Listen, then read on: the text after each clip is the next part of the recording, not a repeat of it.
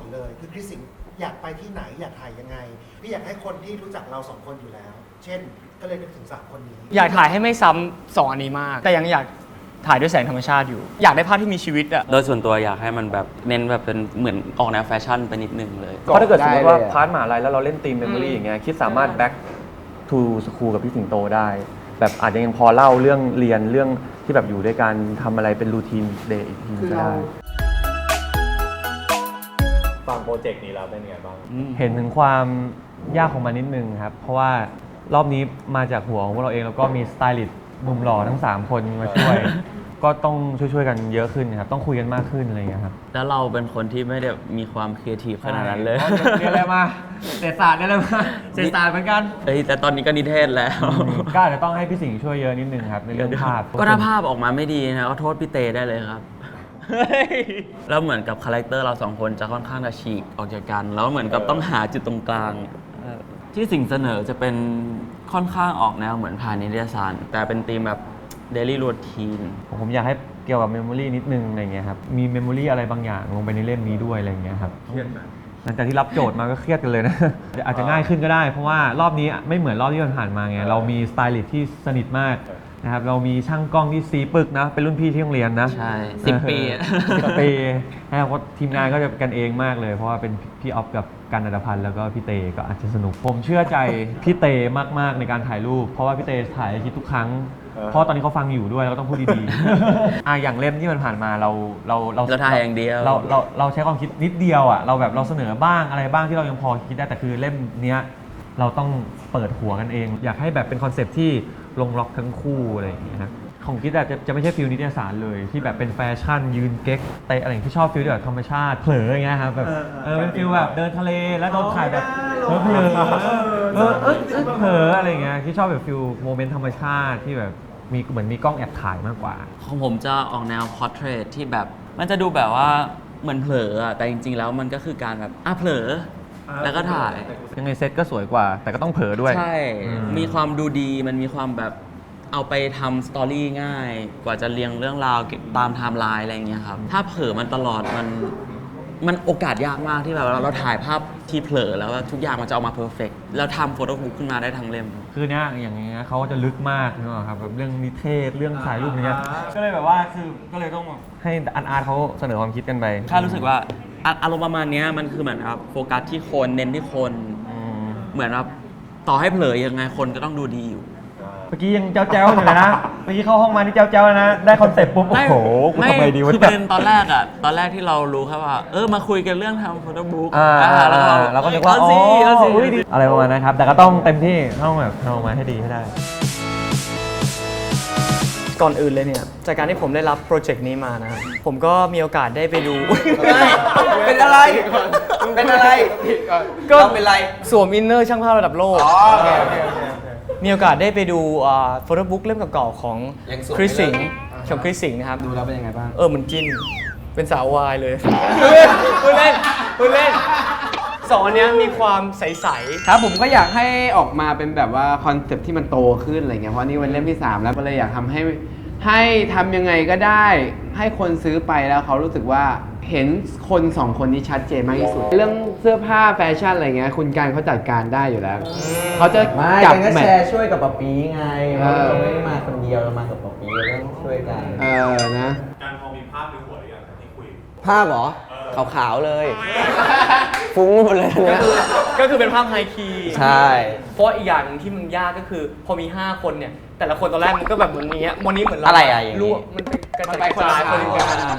เราก็เลยต้องมา brainstorm กันวันนี้เพื่อทำให้ความคิดมันเป็นรูปเป็นทางมากขึ้นหนังสือมันจะเป็นอะไรได้เนี่ยมันต้องอยู่ที่2 คนนั้นก่อนว่า2 คนนั้นอยากให้มันออกมาเป็นแบบไหนก่อนเรา3 คนถึงจะเข้าไปช่วยได้ใช่เราจะเป็นคนสกิดใช่สกิดยังไงสกิดตัวยาเข้าไปคือเนี่ยเรา brainstorm กันเยอะมากเราคุยกันเยอะมากแต่ถ้าช่างภาพถ่ายออกมาไม่ดีทุกอย่างก็จบครับจริงผมหวังไว้อย่างมากคือคอนเซปต์ของเราอ่ะมันคือถ่ายรูปมีแล้วเหรอคอนเซปต์อ่ะคอนเซปต์ของตัวเองเหรอถ่ายรูปดีได้ปีหน้าแต่ถ้าจะเอาเลยก็จะไม่ค่อยดีถ่ายรูปดีได้ปีหน้า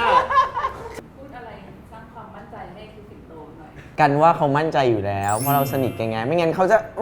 จะอะไรวะ ครับมั่นใจไหมผมว่าเขาไว้ใจมากกว่าเขาอาจจะไม่มั่นใจมากแต่เขาไว้ใจให้เราทำเนี่ยอย่างน้อยเขาไว้ใจช่างภาพแล้วหนึ่ง คือไม่ต้องห่วงเรื่องนี้ เพราะว่าเรา3คนเนี่ยเป็นเอตทัคคะกันในโคราด้าผู้เป็นเลิศเรียกว่าผู้เป็นเลิศผู้เป็นเลิศด้านแฟชั่นผู้เป็นเลิศด้านการคอมมานเดอร์ด้านการมองภาพใหญ่ภาพรวมไม่ค่อยอยากพูดของตัวเองพูดให้หน่อย อย่างวันนี้เนี่ยก็เป็นการถ่ายภาพการมองขาดการรู้จังหวะของคนอันนี้จะเป็นอะไรนะทะคะนะคะทะคะก็ต้องประมาณนี้ถูกป่ะ ไม่แต่ว่าถ้าเขาทำมันก็จะมันดีนะมันมีอะไรดีมันดูแบบมีมิติมีอะไร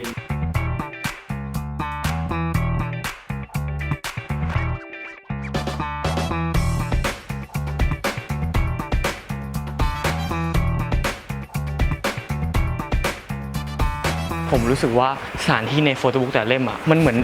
มีการบอกเล่าอะไรบางอย่างไม่มากก็น้อยอย่างเช่นสมมติเล่มเก่าๆใช่ไหมมันคือความแบบ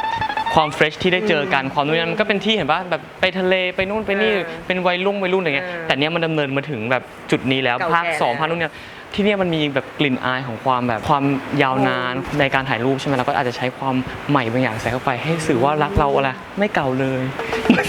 ขอบคุณเอิร์ธไหนเปิดสุนทรภรณ์ รักของเรายังใหม่ยังไม่เก่าเลยเหมือนวันเดิมที่เคย ผมสัมผัสได้ถึงความขลังความเก่าแก่ของที่นี่ผมรู้สึกถึงประวัติศาสตร์ที่มีมาอย่างยาวนานเล่ม3มันควรจะเป็นเล่มที่เหมือนคริสกับสิงห์ผ่านอะไรกันมาแบบประมาณนึงแล้วคือมันไม่ได้เฟรชแบบข้าวใหม่ปลามันเป็นความแบบที่อยู่มานานแล้วยังมีความเฟรชบางอย่างอยู่พาข้ากลับไปที่ยุคเดิมของข้าที The old Taylor cannot pick up a phone right now because what you know what she's dead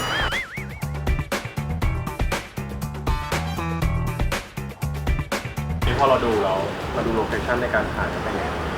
อย่างแรกเลยนะฮะที่นี่ค่อนข้างร้อนอบอ้าวกังวลใจอย่างหนึ่งตรงที่ของมันเยอะจนเราเลือกไม่ถูกว่าจะเอาอะไรมาดีเนอะมันเยอะไปหมดเลยจริงๆอ่ะก็คือเดี๋ยวเราถ่าย reference ไปบางส่วนแล้วครับเพื่อให้ทางทีมงานแล้วก็ทางคุณออฟหรือที่พวกเราที่เป็นทีมด้วยกันช่วยกันเลือกว่าแบบไหนที่สุดเพราะลำพังพวกเราจะตัดสินใจเองทั้งหมดเนี่ยก็คงไม่ไหวเดี๋ยวรอออฟกันเลือกเสื้อผ้าอีกทีแล้วเราก็จะมาแมทช์กันแล้วก็รับรองว่าต้องออกมาโดดเด่นแน่นอนครับ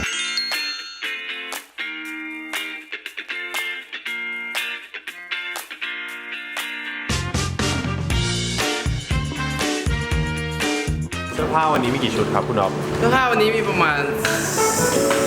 เกือบ20 ชุดประมาณ8 คู่ครับ อันนี้คือใช้ทุกชุดเลยใช่ปะ ชุดเลยครับเสื้อผ้าตัวเองก็ครึ่งหนึ่งแล้วฮะคอนเซ็ปต์เสื้อผ้าในวันนี้เนี่ยมันก็จะออกแนวโทนๆมันมีวินเทจบ้างมีสตรีทบ้างอะไรแบบนี้ครับอยากให้แบบว่าน้องลองแต่งวินเทจดูอาจจะแบบเท่อะไรอย่างเงี้ยได้ เราเต็มตัวนานไหมเรื่องเสื้อผ้า 3 เดือนกว่านานไปปะนานไป2 อาทิตย์ครับก็ค่อยๆมิกค่อยๆอะไรดูเดี๋ยว มีการคุยอะไรกันเรียบร้อยตั้งแต่ต้น เรียบร้อยวันนี้ก็มาพร้อมถ่ายเลยนะครับพร้อมที่จะลงมือได้เลยเพราะว่าถ้ามาถึงเราไม่ลงมือเลยมันจะเสียเวลาแล้วเวลาน้องวันนี้มีน้อยด้วยนะครับก็เตรียมตัวมาดีที่สุด เมื่อวานได้มีการพูดคุยกับคุณออฟครับก็ได้เห็นสิ่งที่พวกเขาเตรียมพร้อมให้นะครับก็ขอบคุณมากๆนะครับดี คุณอ๊อฟได้บอกอะไรบ้างครับ บอกชุดธีมอะไรอย่างเงี้ยครับก็ได้เห็นเมื่อวานแล้วก็รู้สึกชอบนะครับด้วยความที่คุณออฟน่าจะรู้สไตล์ผมนะครับชอบแบบไหนชอบสีอะไรอะไรอย่างเงี้ยครับคุณออฟก็จะหยิบเลือกสีที่ผมชอบสไตล์ที่ผมชอบมาให้ใช่อย่างสีที่ชอบส่วนใหญ่คนก็รู้กันว่าชอบสีแดงอะไรอย่างเงี้ยครับก็ต้องมารอดูว่าชุดสีแดงแจ่มมากใช่เฟี้ยวครับ อันนี้ใครเก็บเบื้องหลังใครกันแน่หรือว่าใครเก็บ ผ เบื้อง ม หลังใคร เก็บเบื้องหลังของเบื้องหลังอีกทีนึง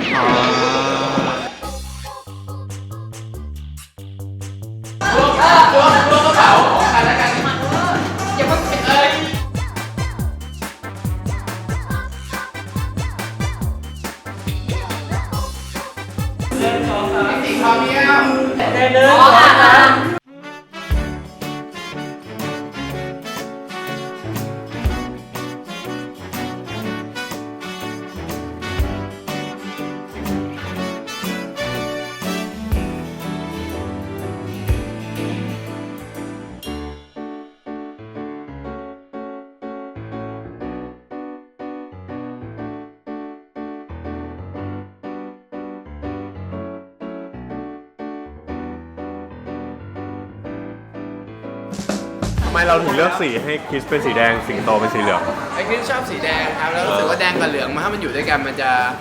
เป็นอะไรที่แบบพอดีอ่ะใช่มันพอดีแล้วโอโบเราใช้สีฟ้าแดงเหลืองลิมโบนะฮะโอโบอีกแล้วแดงเหลืองฟ้าอยู่ด้วยกันอ่ะเด็ด ถ่ายไป 3 ชุดแล้วรู้สึกว่าน่ารักทุกชุดเลยแล้วก็ยังมีชุดอีกหลายชุดมากน่ารักมาก ในส่วนสไตลิสต์ถือว่าโอเคเลยใช่ไหม เก่งอยู่แล้วนะครับผมพี่ของผมเองนะครับไม่ต้องไปจ้างใครที่ไหนในเมื่อเรามีของเรามีคุณภาพขนาดนี้นะครับ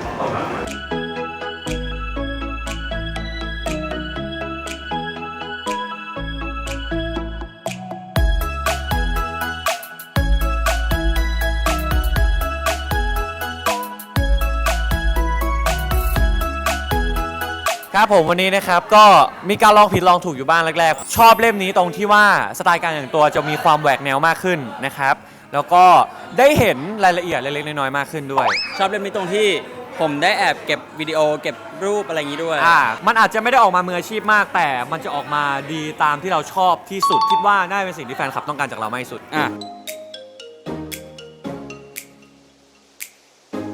วันนี้มาเป็นครั้งที่ 2 มาพบกับความพร้อมที่น้อยลงกว่าเดิมพูดเล่นก็จะทำให้ดีที่สุดครับวันนี้ที่นี่คืออุทยาน100 ปีจุฬาครับเพราะเราอยากถ่ายเอาท์ดอร์เราจะได้สเปซที่กว้างนะเราก็เลยเลือกที่นี่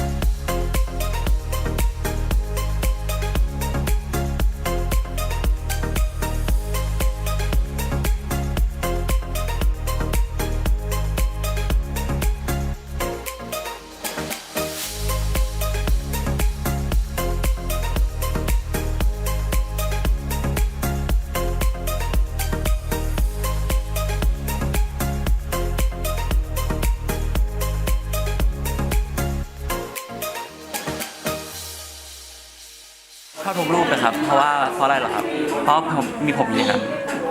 แค่นี้เอง ไม่ใช่มั่นใจตัวเต้ ถ้ามั่นใจในตัวพี่เต้เหรอครับถ่าย10 รูปหลับตาไป8 รูป สงสารพี่เต้ครับ ชาวเน็ตเรามาสงสารน้อง2 คน ไม่ผมสงสารพี่เต้เพราะว่าพี่เต้เขาไม่ได้ใช้ขากล้องในการถ่าย เพราะฉะนั้นก็เลยถือกล้องทั้งวันผมสงสารเขาน่าจะเมื่อยน่าดู เล่น70-300หนักๆอยู่อะแต่สู้ได้เพราะ เพราะว่าไปฟิตเนสบ่อย ใช่ครับ เราฟิตเนสมาเพื่อวันนี้ การทำอะไรบ้าง สนุกมากเลยครับ ทำอะไรบ้าง ประสานงานไปนู่นไปนี่คุยกับคน มาก่อกวนมาประสานงานกอง เป็นคนคอยจัดเสื้อผ้าไง การทำหลายหน้าที่มากเลยนะครับก็ไปช่วยปะปีถือผ้าลงมา ก็เอนเตอร์เทนเห็นคนเครียดก็เลยเล่นนู่นเล่นนี่แสดงละครให้เขาดู แล้วคุณออฟล่ะครับคุณอ ส อฟ ไตลิสต์ก็จัดเสื้อผ้าอะไรอย่างนี้ เสื้อผ้าสวยๆได้จากใครครับ ใช่เป็นเสื้อผ้าผมครึ่งหนึ่งนะครับผมค่าตัวผมยังไม่ได้เข้าค่าเสื้อผ้าเลยครับ แต่ผมอยากทำให้มันดีไงผมก็เลยเตรียมของดีๆมาให้เขา แต่ผส ใส่ มเสียงอ่อยเข้าไปเมื่อกี้ ใช่ครับผมไม่แต่วันนี้สนุกดีผมว่าบรรยากาศกองก็สนุกดีครับผม แต่ว่าเราอ่ะ2 คนอ่ะต้องถาม3 คนนี้ว่าเพราะเรายืนถ่ายไงเราไม่รู้ว่าเขาพอใจกับรูปที่เขาทั้งเสื้อผ้าทั้งรูปทุกอย่าง โอเค พอใจไหม ผมว่าโอเคนะ ไม่เห็นนะเพราะว่า ไม่เห็นด้วยสายตา ไม่คนไทย สายตาไม่ดี ไม่เห็นเราถ่ายแล้วก็ไปเช็คในคอมสวยเราชอบ นั่นแหละผมว่าทุกอย่างออกมาลงตัวดีครับ แล้วคิดสิ่งนะคะพอเห็นฝีมือพี่เตถ่ายเนี่ยเราพอใจไหมเราเชื่อใจ พอใจมากครับ พี่ผมกุมขมับเลย แต่ผมชอบงานนี้มากๆเพราะว่าคุณเต้ถ่ายแล้วผมจะได้รูปเร็วนะครับสำหรับรอบนี้ ปริญญาผมยังไม่ได้ ใช่กันล่ะชอบไหมวันนี้ ดีมาก ตอบดีทุกอย่างเลยอ่ะชอบอะไรเป็นพิเศษสำหรับชุดวันนี้ ชุดสุดท้าย ชุดสุดท้าย เพราะเห็นชุดสุดท้าย พอชุดอื่นหมดเลยมาไม่ทันชุดอื่นไปเล่นอยู่ ชุดอื่นก็เห็นแต่ว่า ชอบชุดสุดท้าย เต็มสูตร ถือว่าเล่มนี้ก็เป็นเล่มที่พวกเราช่วยกันทำใช่ไหม เอาจริงมันแบบเหมือนอุตสาหเป็นครัวเรือนอ่ะ ใช่ อุตสาหกรรม ทำเป็นครัวเรือนก็ฝากติดตามด้วยเป็นเล่มที่พวกเราช่วยกันทำ ใช่ครับผม โดยที่มีความคิดของทุกๆคนเลยเราแค่เป็นแบบด้วยซ้ำนะครั เฮ้ บ ยก็เขาก็คิดเหมือนกันคอนเซ็ปต์ก็ เขาอยากได้อะไรเขาก็จะบอกเรา ใช่ใช่ ระยะเวลาในการทำเล่มเนี้ยเป็นเล่มแรกเนี่ยนานไหม คือจริงๆวางแผนไว้ตั้งแต่ช่วงต้นปีครับว่าจะทำแต่ว่ามันก็ต้องใช้เวลานิดนึง ใช่ แล้ว เพราะคิวแต่ละคน อ่า มันถ่ายกันยาก โดยเฉพาะพี่เตนเนี่ยเขาถ่าย 3 เรื่องไง รายการอีก4อ่ะ ก็เลยร่างกายผายผอมไปเลย เราก็ไม่มั่นใจไงว่าเราจะทำออกมาได้ดีหรือเปล่า แต่พอมาเห็นแบบนี้เฮ้ยโอเค เราก็พอทำได้นี่หว่าก็ใน IG นะครับเบอร์พี่ยุ้ยติดต่อได้นะครับ ใครอยากให้ไปทำสไตลิสต์ให้ก็ได้อยู่ ใช่ครับใช่ครับ ถ้าถ่ายเองก็เป็นสไตลิสต์ด้วยได้ไหม ได้ แล้วก็เป็นไม่แต่เอาจริงๆตอนที่ถ่ายอะครับระหว่างที่คุณเตถ่ายผมว่าบางทีคุณออฟก็เข้ามาช่วยนะ เข้ามาช่วยดูเฟรมเข้ามาช่วยวางมุม เพราะเขาเป็นเด็กที่ ให้ ร่ำเรียนทางด้านนี้มา ร่ำเรียนด้วย ผมก็เคารพเขา ครับผมขอบคุณมากเพื่อน ก็ฝากด้วยนะครับโฟโต้บุ๊กเล่มนี้เป็นเล่มแรกของผมที่ลงมาทำเป็นตากล้องอย่างจริงจังใช่ก็ใช้พลังงานใช้ทุกอย่างแรงใจอะไรเต็มที่แรงกายแรงใจ ครับพี่เอานิ้วติดด้วย ทำไม่ค่อยได้นิ้วมันล็อกถือกล้องมาทั้งวันรักนะครับทั้งวันแล้ว มือสั่นด้วยมือสั่นด้วย โอเคฝากด้วยนะครับ ฝากด้วยนะครับสำหรับโฟโต้บุ๊กนะครับ เพราะว่าเป็นเล่มที่ทุกคน5คนเนี่ยช่วยกันทำช่วยกันคิดนะครับ ทุกคนคือมีหมายถึงว่ารวมเล่มเนี้ยทุกคนใช้แบบว่าเขาเรียกว่าข้อเสนอแนะของแต่ละคนเนี่ยเอามารวมๆกันนะครับ เลยออกมาเป็นเล่มนี้ ฝากเล่มนี้ไว้ด้วยซื้อกันเยอะๆนะครับผมครับ ครับผมก็นั่นแหละครับสำเร็จจนได้นะครับผ่านระยะเวลาไป2 เดือนนะฮะแต่ละคนก็ไปทำหน้าที่ของตัวเองมานะฮะแต่วันนี้มันเสร็จเรียบร้อยก็รู้สึกว่าผ่านการทำงานมานานมากเหมือนกันการวางแผนมาก็นานนะครับแล้วก็5 คนเนี้ยเอาจริงๆเป็นคนมีความคิดมีอะไรเป็นของตัวเองหมดแล้วล่ะแต่ว่าเรามา brainstorm กันมาแบบมารวมหัวกันเรามาคุยกันมาแชร์กันจนสุดท้ายเนี่ยมันก็ออกมาเป็นแบบเล่มนี้ครับผมก็ฝากไว้ด้วยนะครับสำหรับ Kissing 3 Coaster นะครับ อยากฝากทุกๆคนนะครับพวกเรา5คนทำเต็มที่มากๆยังก็ฝากโฟโต้บุ๊กเล่มนี้ด้วยนะครับไม่ใช่เรื่องง่ายที่พวกเรา5คนจะมารวมตัวกันทำงานอะไรบางอย่าง แล้วมันสำเร็จและมันรอดและมันออกมาดีนะครับเพราะฉะนั้นก็ฝากติดตามโฟโต้บุ๊กเล่มนี้รับรองว่าต้องดีแน่ๆ